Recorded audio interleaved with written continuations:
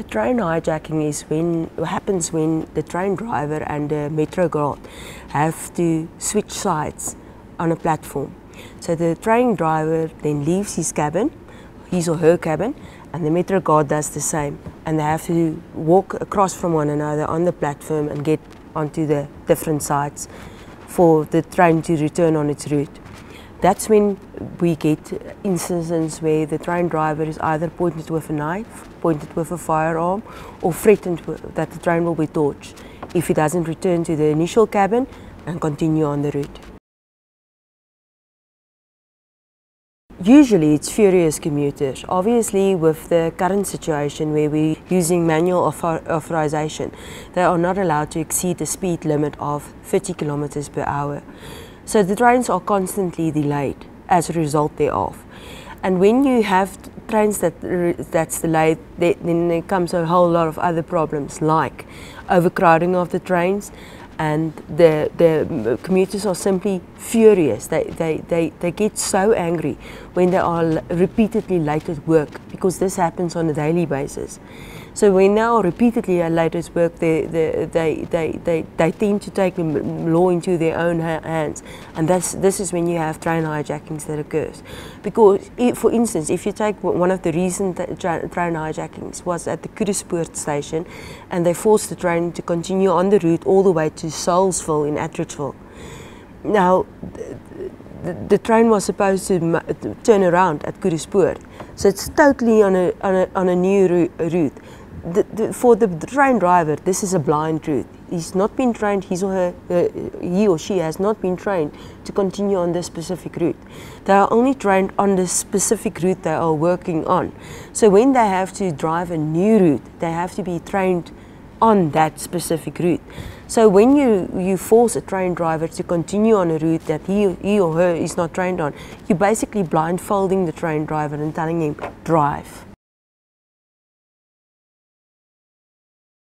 Yes, obviously the railway system is very busy. You've got Transnet goods trains and Prasa trains using the same railway infrastructure. So when you hijack a train, you're basically putting a train on a route where it's not scheduled to be. So the train control officer then has to act very shiftily and throw red signals on the route for all the other incoming trains to secure that line. But it's just an accident waiting to happen, because we won't always have the luck on our side where we'll have a train control officer that's able to get red signals throughout the line wherever the train is going. Normally, with the train driver is instructed and he knows where he or she will be going to. For instance, like what happened at Commuter, where the train driver was instructed continue on the route to Salesville. But you might have an instance where the train driver is forced to continue and he doesn't even know where he's going.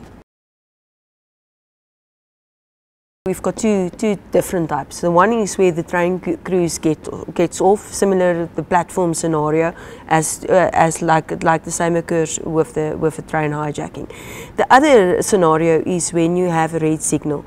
When you have a red signal, criminals know that the train will come to a halt. We've got the Constitutional Court judgment issued in 2015 saying that no train is allowed when in motion to ride with open doors. You won't find a yellow train that's driving with its doors closed. It's simply not happening.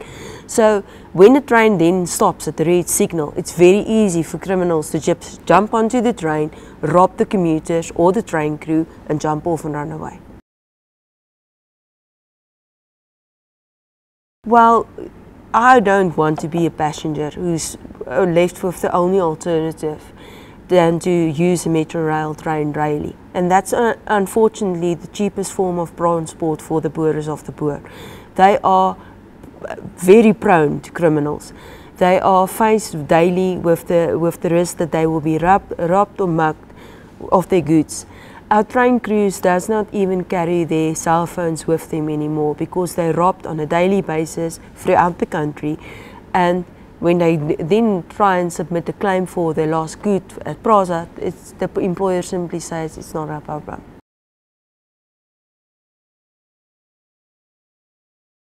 They are all very well aware of this problem, hence they did not attend the press conference today, because they know that they don't have answers for the public at large. The Railway Safety Regulator has got an obligation as a watchdog to ensure that these type of things are limited. For instance, the Railway Safety Regulator is the one responsible for the manual authorization. We agree with the manual authorization because it was a situation where the two recent collisions in Gauteng, which occurred within 6 months of one another, where there was massive casualties and fatalities, was due to human error. It's basically two train control officers that did not communicate with one another, and they then manually authorized two trains on the same route. Hence the reason why the train is not supposed to increase speed of less than 30 kilometers per hour. So we agree with that. It's safer that way. But with that comes the frustration of trains that's delayed. We don't have enough train coaches because we're still using only the yellow train, not the beautiful new urban commuter train. It's not implemented on any other route besides the Pretoria-Pienaar-Poort route by the Railway Safety Regulator. So with every train that's being torched, we take another coach out of the fleet. And the problem is just increasing and getting worse and worse. Prasa is well aware of this. The South African police is well aware of this. But Prasa is saying we are doing everything we can. We don't have the funds to increase security. We can't do it across the country, like what they are currently doing on the Central Line in the Western Cape. The police are saying it's not our responsibility. Now, we differ with the South African police. They've got a constitutional obligation to provide a safe environment for all South Africans, irrespective of whether or not they are commuters on a Prasa train or whether or not they're flying South African Airways. We make the comparison because you will never be able to get to an aeroplane and torch an aeroplane in South Africa, but you can torch any train coach on a daily basis and you won't even be caught. UNTU would like to see the current safety measures that's implemented on the Central Line in the Western Cape, to have that implemented throughout the country. We've got a collective agreement with Prasa, which states that any train on the Central Line, we need 2 police officials, one with the Metro Guard, who's only armed with a baton. So we have a police official escorting the Metro Guard, we have a police official escorting the train driver, and we've got 2 police officials in the middle of the train securing the commuters. When the train comes to a halt at the red signal, there's security, ample security on the railway route, so to secure the train while it's standing still, when it's prior to criminals jumping onto the train and robbing commuters and robbing the train crews. And then when it comes to a complete standstill at the platform, then there's also ample security. But this is only limited to the Central Line. That was the dream, that was what we were asking for in our pending court application in the Western Cape High Court. Unfortunately, another armed security guard was shot dead at the Chris Hani station on the 7th of January, and subsequently UNTU members then refused to no longer work on the Central Line, because they were saying it's just too dangerous. And then we could have reached a collective agreement within days. Although the collective agreement was reached within 2 days after this murder of the armed security guard, it took Prasa and the South African Police Force 5 weeks to implement this new increased security measures.